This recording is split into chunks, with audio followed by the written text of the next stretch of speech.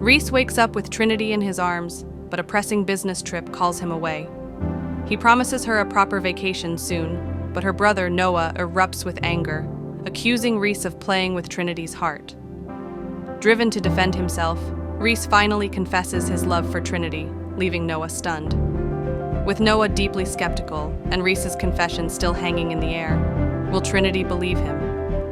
Can Reece navigate this turbulent period, mend his friendship with Noah, and prove to Trinity that he's finally ready to be the man she deserves? Trinity winced. She really tried to focus on her textbooks, but her mate mark kept throbbing. It was this consistent, dull ache. She rose from her seat in the living room to check it in a nearby mirror. The pack crest had darkened on her pale skin. The cloudy, unfinished area that surrounded her mark was lighter than usual, too. "It's changing," she whispered to herself. It didn't make any sense. What was different now than 3 months ago? "I can think of one thing," she thought with a slight flush to her cheeks. It wasn't like Reece unlocked something within her, like he was the key and she was a whole new person now. "Focus, Trinity," she mumbled. She turned back to the makeshift study spot in the living room. She needed to finish checking all of her textbooks. It was the first day of her new semester and the first time someone else had picked up her books for her. "All right, here's 2 for violence in society, 1 for crime theory, and..." Trinity's voice trailed. 2 of the books in her stack were wrong. Ugh, Trinity groaned. "What am I gonna do now?" Trinity spun at the new sound. She spotted 2 men at the door to her room. Elder Frederick, Reece's great-uncle, was there, but Trinity had never seen the man beside him before. Frederick wasn't her favorite person, but he wouldn't bring someone untrustworthy into the Alpha House. "Is something wrong, Luna?" Frederick asked with concern. He crossed into the room with a stranger on his tail.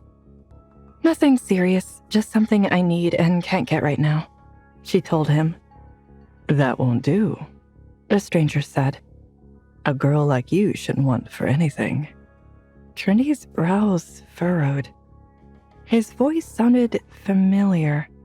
When would she have heard it? "I'm sorry, but do I know you?" she asked. Elder Frederick chuckled and motioned to the stranger. "You 2 haven't met yet. Let me do the honors.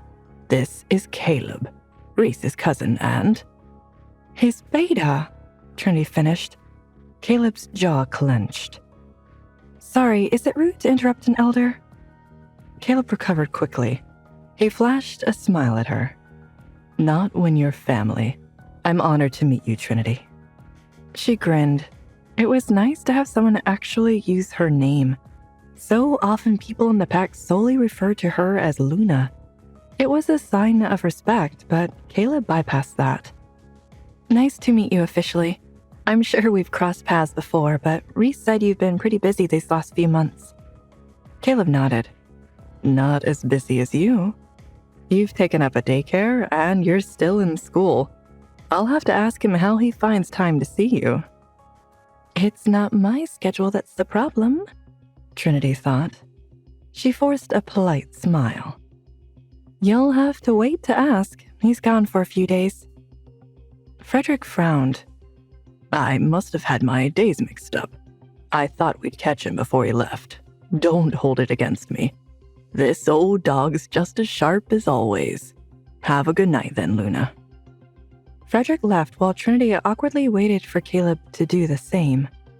Caleb sighed. "Such a shame. I wanted to tell Reece what I found in person." Trinity perked up. Caleb had been one of the wolves searching for leads on her attackers. "Anything good?" she asked him. "I don't want to get your hopes up, but it's promising," Caleb said. "Glad to hear it. If you'll excuse me, I'm going to make a few more phone calls." The twins couldn't ignore her forever. "What is it you're missing?" Caleb asked. "It must be important if you're calling about it." "I'm just missing a couple books for my college courses. They start today, and I don't want to fall too far behind in the first week. You fought so hard to be here for them, too, Caleb said. He shook his head.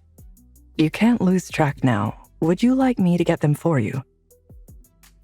All right, just this once. My guards would normally do something like this, but it's an off night for them.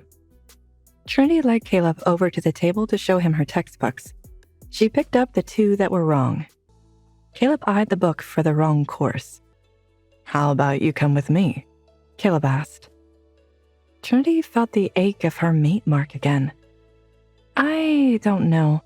Reece would be angry if I left right now, with everything going on. Caleb laughed. Reece vetted me too.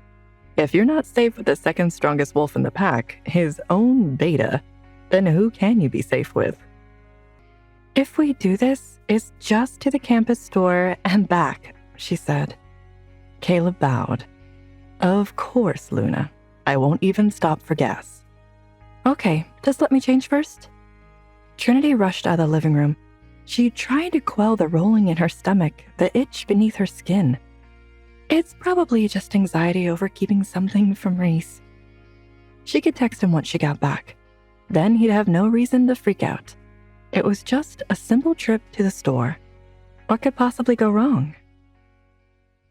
Trinity, despite her initial hesitation, finds herself drawn into an unexpected detour with Caleb, Reece's intriguing cousin. As they embark on a seemingly simple errand, a sense of unease lingers within her. The throbbing of her mate Mark intensifies, a silent warning of unseen forces at play.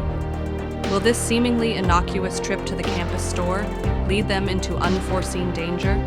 What secrets does Caleb hold, and what is the true nature of the promising lead he mentioned? Is the change in Trinity's mark a sign of something greater, a shift in her power, or a warning of impending peril? Hey, I am Trinity. Want to know what happens next? Then click the link in the description below and download the Pocket FM app and listen to the exciting episodes of Chosen by Fate, Rejected by the Alpha,